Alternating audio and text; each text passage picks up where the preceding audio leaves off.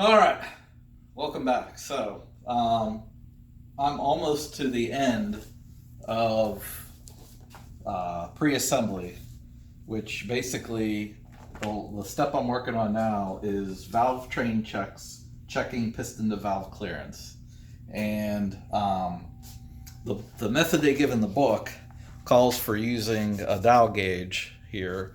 And I've tinkered with that a little bit, and I'm just having a hard time wrapping my head around it. I'll be honest. I'm not gonna, I feel like I've gotten pretty good with these gauges, and I've gotten good with other gauges and bore gauges, but I'm just kind of just having to read it like 3 or 4 times, and I've tried it, and the numbers are jumping all over the place. So I said, all right, I went to YouTube and watched some videos on how to check piston to valve clearance. And one video I found that was very, very easy, that I understood that it could work through my head, was using Play-Doh. And here's how it works. You just go to the store, get some cheap Play-Doh. Okay? So, doesn't matter what color you use. It's real simple. You just peel some off, kind of make a little ball here. I don't know, just like so. Nothing real too terribly big. Just, nothing fancy. And you make 2 of them. So I'm going to roll it up here.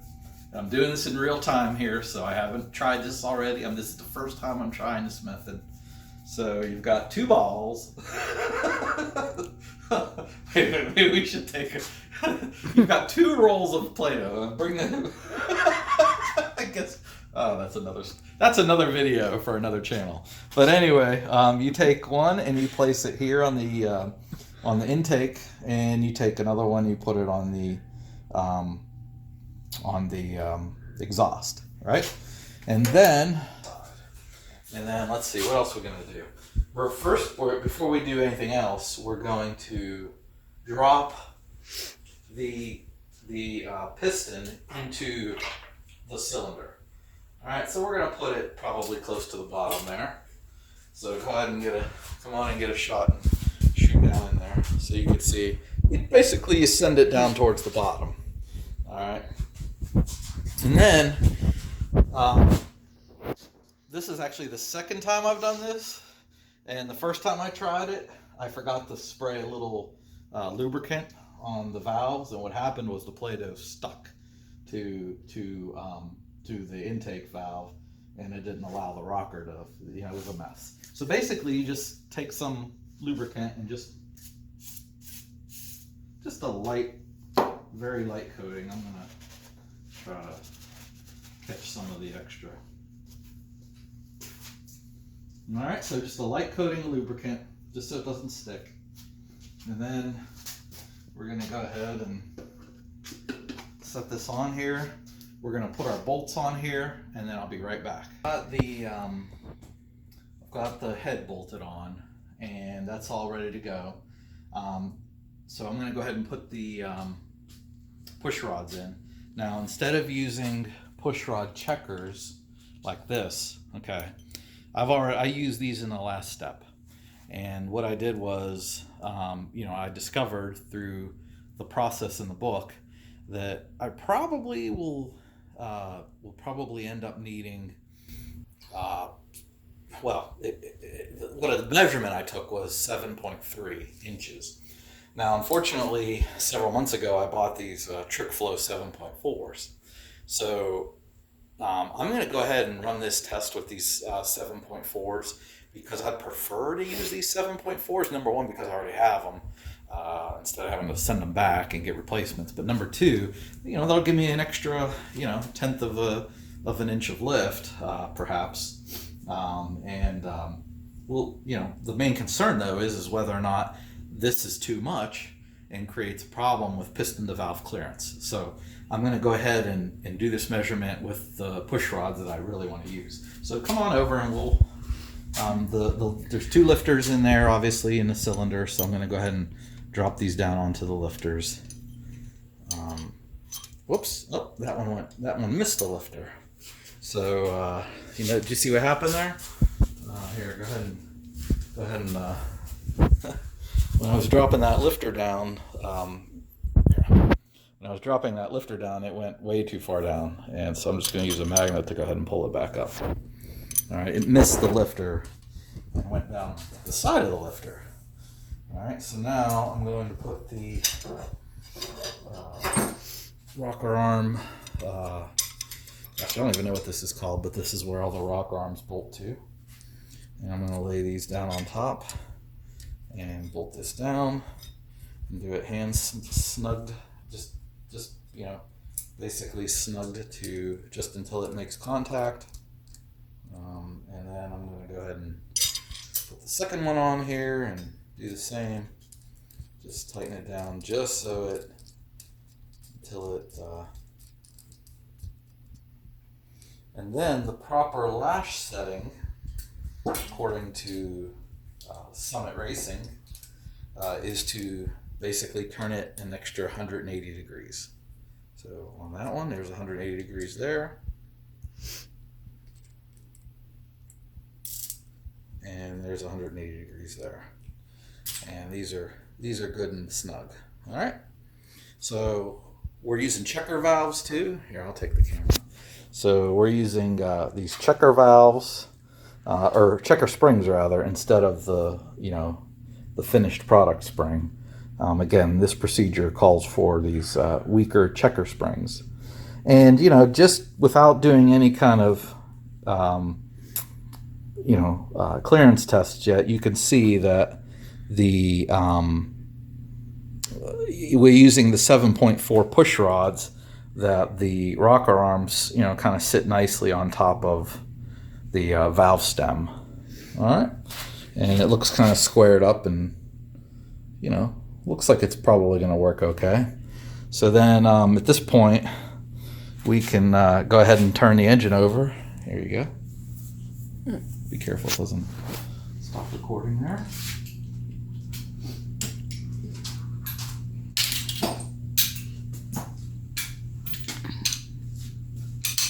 So here, you can come back here. So at this point, we're simply just going to turn the engine over slowly, and I'm going to make sure that happens by watching these. Okay, there's the exhaust valve, and there's the intake valve. All right, I think I'm going to do that again just for good measure. There's the exhaust valve going down, and there is the intake valve going down. All right, so we've sent it around twice, and at this point now we just simply we're going to remove the rocker arms. So you can come over on this side here.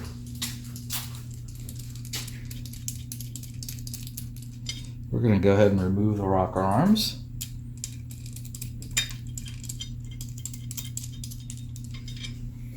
And I'm going to remove the push rods.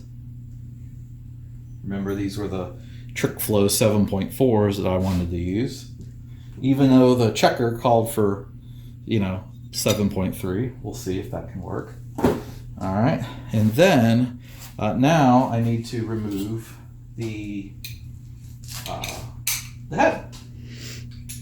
So what I'm going to do is just go ahead, and you can keep the camera rolling for this because this won't take very long. I'm just going to loosen up these bolts, break their tension.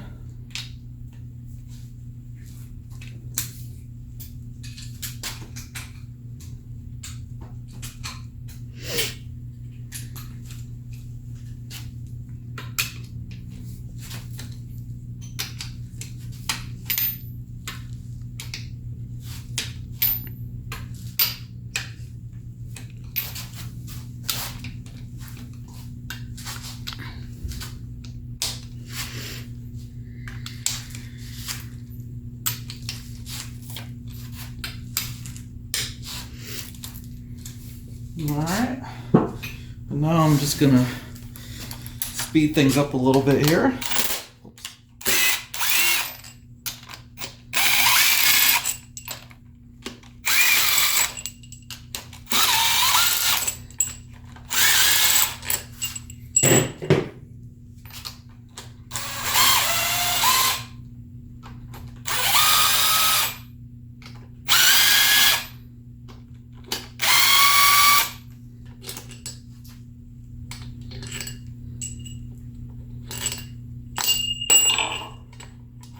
These are the old ones, by the way. So, you know, for these checking processes, you don't want to use the new ones, because the new ones, you can only turn them one time, theoretically, you know. So if I were to use the new ones for these checking processes, then, you know, they're only meant to be tightened one time, and when you loosen them, that basically ruins them. So I'm not going to use new ones for these checks. I've got new ones, but there'll be a time and a place to put those in, and that's called final assembly. Alright, so all the head bolts are out. Let's take this head off and see what we got for our piston to valve clearance. Alright.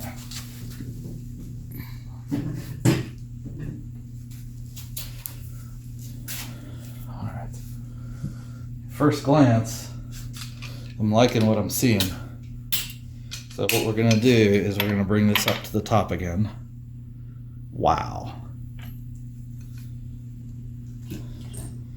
That is an amazing amount of clearance. I mean, I don't think I have anything to worry about. But we're going to go ahead and we're going to get a reading anyway, just for the heck of it. So stand by.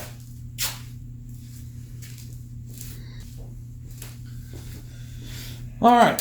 So what you're supposed to do is basically just cut it right down the middle. A nice clean cut. All right. Okay, so the check here, we've already used the razor blade to cut this in half, and I'm peeling half of it, but bring the camera over here. And there was some confusion as to where do I actually take the measurement on the Play-Doh. Do I take the measurement at the thinnest part? Here, I'll take the camera. Do I take the measurement here at the thinnest part? Well, I don't think so, because I think the valve actually comes... I don't think I measure it here at the thinnest part. I think I measure it here, because that's where the valve comes down to. You can almost see the lip of where the valve would have sat. And then you can almost see the indentation of the valve right here for the exhaust valve. So I'm thinking I need to take my measurement right here. Well, I'm sorry, right here. I think I need to take my measurement right here where the valve... and let me pull this away, and you can see that clearly that's where the valve, I need to take my measurement right here, okay? And if that's the case, then that is a boatload of valve clearance, okay? Initially, I thought I had to take it at the thinnest part, and the thinnest part measured 70 thousandths.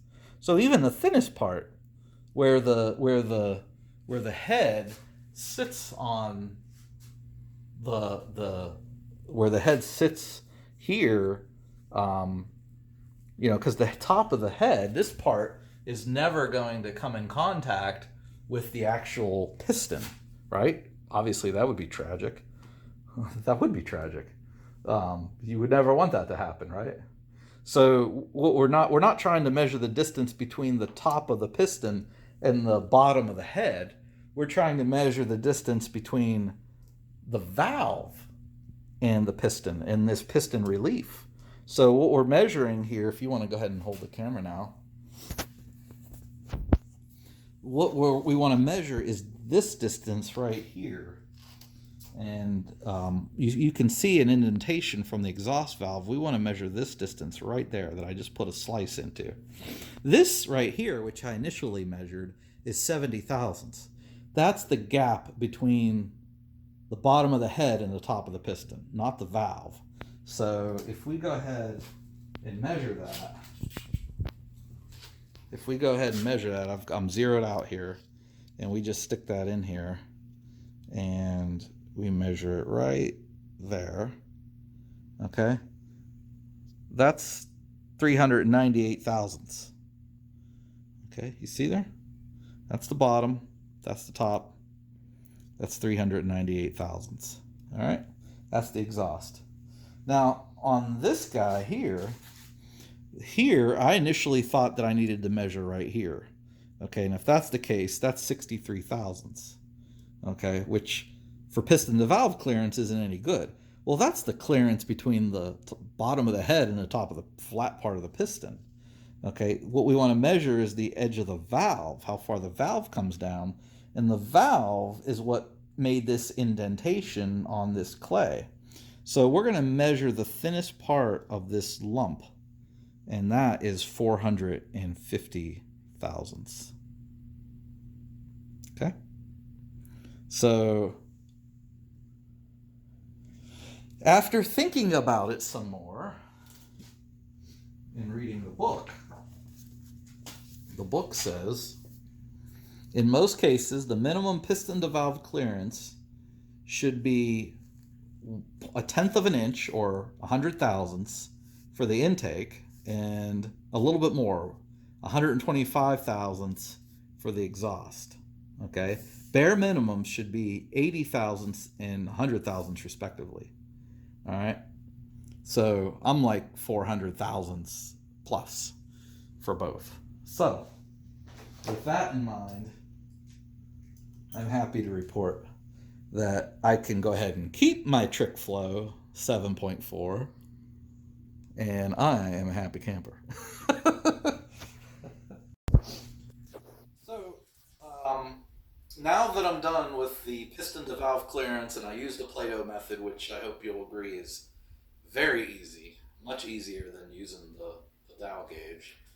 I could put my Play-Doh back in the Play-Doh container and move on to, I am so happy to report, the last two steps, 35 and 36 of pre-assembly. 35 is setting compression ring end gaps, and 36 is deburr and label compression rings, and then pre-assembly complete. Now, what makes me terribly excited is the very first step of 35, which is remove the cylinder heads, camshaft, and all parts of the rotating assembly, bearings, and all other parts you may have installed until you are left with only the bare block. All right. So now I get to tear the block down yet again. So I'm actually quite excited about the prospects of tearing the block down because you know what? It should go fairly quick. All right. That part's easy. So what I'm going to do is I'm going to just do a quick time lapse of me. I'll record the teardown, but I'm just going to do a time lapse of the teardown. So just to run you through it just for fun. But I'm not going to stop and discuss every step and every detail because I've already done all that in all the teardown videos. Videos 2 through 12 or whatever was all my teardown. So I'm not going to explain every step. I'm just going to do a quick time lapse of the teardown from this point till I'm down to the bare block. And then I'll go back to my usual speed of my videos to do the ring gap fittings. All right, so I'm very pleased that my piston to valve clearance is good. I'm happy with that. And we're trucking right along here. Thank you so much.